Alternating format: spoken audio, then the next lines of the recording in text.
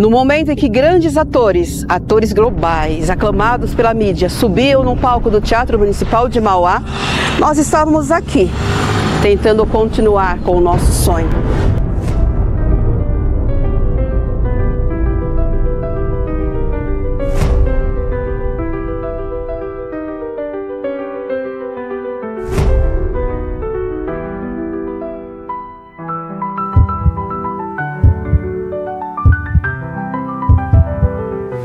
Episódio 2.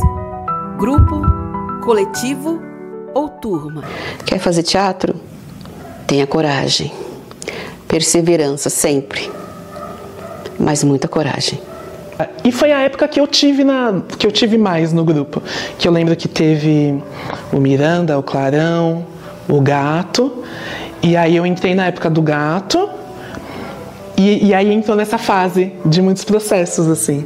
Todos os espetáculos que eu estive dentro do Grupo Artemis foi um aprendizado, foi super importante para mim. De setembro de 2004 para agora, em 2024, fez 20 anos. Então são várias lembranças, né? Eu entrei no início, eu estava no início que o processo do Médico Monstro foi após o Gato Malhado. Aí eu estava no início do Médico e o Monstro e nesse momento eu saí. E o médico começou de uma maneira que para mim ainda, eu estava com uma cicatriz, eu quis sair. Mas em pouco tempo eu não conseguia me ver fora do universo do teatro. E eu participei do finalzinho. Foi que nós começamos o projeto do Ademar Guerra, nós nos inscrevemos, passamos e recebemos a orientação artística da Gilda Vandebrande. E aí eu lembro que eu passei 3 vezes na porta da sede, eu olhava para dentro, estava cheio de jovens e tudo mais, e passei 3 vezes sem coragem de entrar. O Médico e o Monstro eu participei só do começo, uma fase assim, primeiro de estudo, e acabei não fazendo espetáculo. O nosso primeiro trabalho, né, oficialmente musical, foi o Médico e o Monstro. A gente queria fazer um espetáculo igual da Broadway, só que não tinha dinheiro para fazer, não tinha microfone, a gente não conhecia o funcionamento do backstage, trocas de figurino, a gente não tinha estrutura nenhuma, basicamente. Que eu aprendi a gostar de ensaiar. Que eu sinto que às vezes algumas pessoas têm um pouco de preguiça de ensaiar, que quer só tá em cena. Mas ensaiar, eu acho que eu aprendi a gostar de ensaiar nessas épocas, assim. Porque eu aprendi que dá para você aprender muito mais no processo. O palco ensina muito, o estar com a plateia ensina muito, mas o processo que te dá o estufo. Mas logo depois eu voltei, e aí foi quando a gente começou, acho que o processo da Aida, que aconteceu alguma coisa parecida também. Não sei se por briga ou por questão de trabalho, eu acabei não ficando no processo da Aida inteiro, eu fiquei no começo. Nossa, o processo do Médico e o Monstro e o processo da Aida.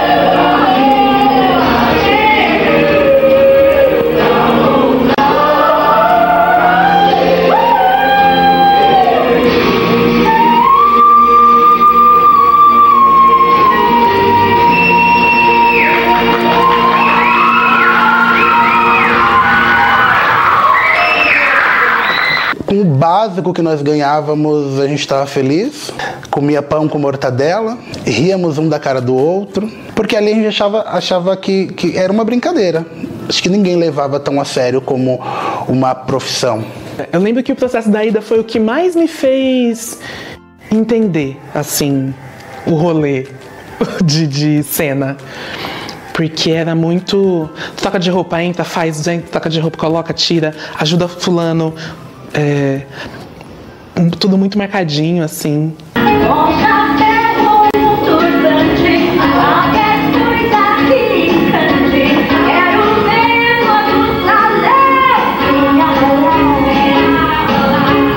Eu lembro disso porque eu tinha uma calça, eu tinha que ir com uma calça preta, social, e eu peguei a de casamento do meu pai, e eu acho que em uma de umas coreografias a gente tinha que correr, ajoelhar, e aí queimou a calça.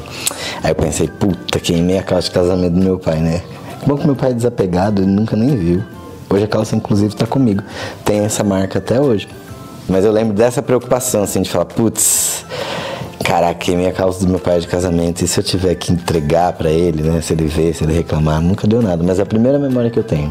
E aí rolou uma história também engraçada, que a gente foi divulgar esse musical na Quermesse de Mauá. Foi incrível, a gente subiu pro palco e ver aquela multidão da Quermesse, que a gente sabe que a Quermesse de Mauá era sempre cheia, deu aquela adrenalina, um friozinho na barriga, e o Rafa botando a gente pra cima ali, não, fica tranquilo aí, vamos fazer, a gente já tinha ensaiado a coreografia, e a gente fez um pedacinho do espetáculo, e foi legal pra caramba, assim, eu acho que marcou demais pra mim. E eu não fiquei na Aida, não participei, mas eu lembro de ter assistido e de ter gostado muito. Aprendemos a coreografia e algumas canções, porque a gente fez o coro mesmo, e aí apresentou a Aida.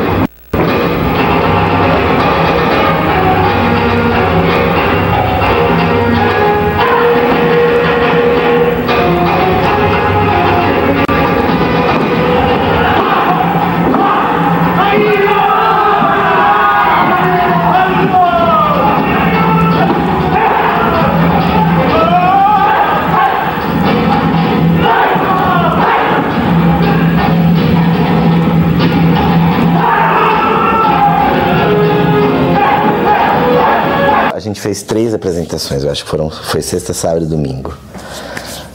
Foi bem curioso, porque eu acho que foi minha primeira experiência também, assim... quando eu penso hoje numa praticidade, em profissionalização, é muito comum no meio profissional, né, essa urgência. Então, é um trabalho, você precisa de pessoas, essas pessoas vêm, são profissionais, então elas fazem poucos ensaios e resolvem. Não era o nosso caso, mas já tinha uma estrutura profissional, se você parar pra pensar, né? Da Rainha da Neve. Teve os ensaios pra Ida, teve a apresentação da Ida e a gente já começou a se reunir para os ensaios da Rainha da Neve.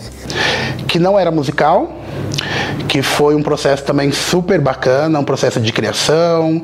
A gente se aproximou muito da Gilda e aí lá na casa dela, a gente passou um final de ano lá, a gente começou a pensar em criar músicas para esse espetáculo. A Rainha da Neve, eu ia fazer o Príncipe, aí mudou. Aí eu fui fazer a Rena, aí mudou. Aí eu fiz o Kai. O grupo sempre foi trabalhar muito com cenário, com figurinos, e era tudo muito rico e tal. Mas quando eu fui ver de perto, assim, bem mesmo, era o que o pessoal fazia, era o jeito que se dava. Os figurinos eram colados com cola quente, enfim. Mas eram sempre muito cheio de textura, cheio de coisa, de pedrarias e tudo mais. Fiz um curso rápido de costura. E tudo sempre foi muito assim. Eu tive a oportunidade de fazer a Rainha da Neve. Teve uma cena que eu fiz com a Márcia aqui, que marcou pra mim. Ela foi a rainha. O chapéu dela caiu em cena. E eu era meio novo assim, fiquei meio assustado. Falei, agora ferrou. Ela só olhou assim, com aquele olhar, e falou, soldado, pegue meu chapéu. E eu falei, eita. Aí eu peguei o chapéu e coloquei na cabeça dela. Mas eu acho que no Artemis não, já são pessoas tentando viver de teatro. Há uma diferença. E isso faz com que você vai aceitando trabalhos. Então o objetivo de montar a Rainha da Neve era vender espetáculo, entrar em cartaz, ter uma bilheteria. E outras coisas iam acontecendo, e aí o Rafa ia chamando a gente para essas outras coisas.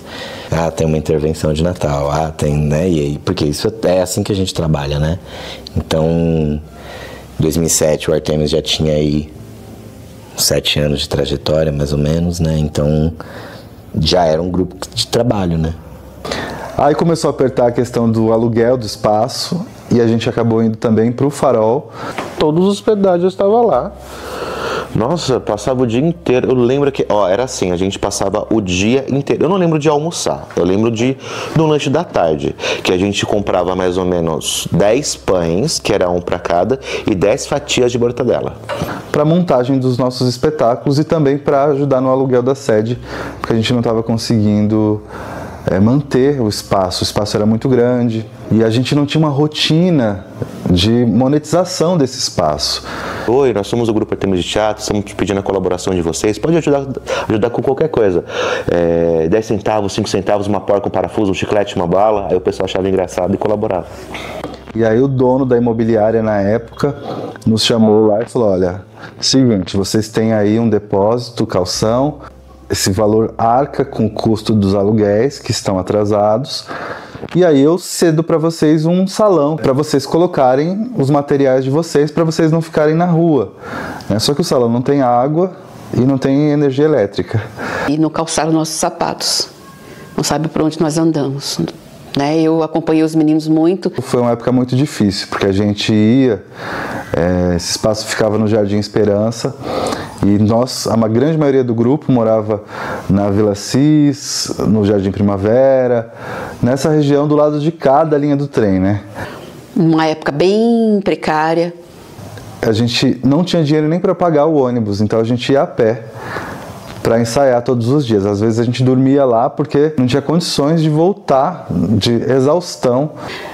Jogaram nossas coisas na rua, na chuva, e todo mundo sair carregando nas costas. Falar de Grupo Artemis e não falar desses sacrifícios que a gente fez, não dá.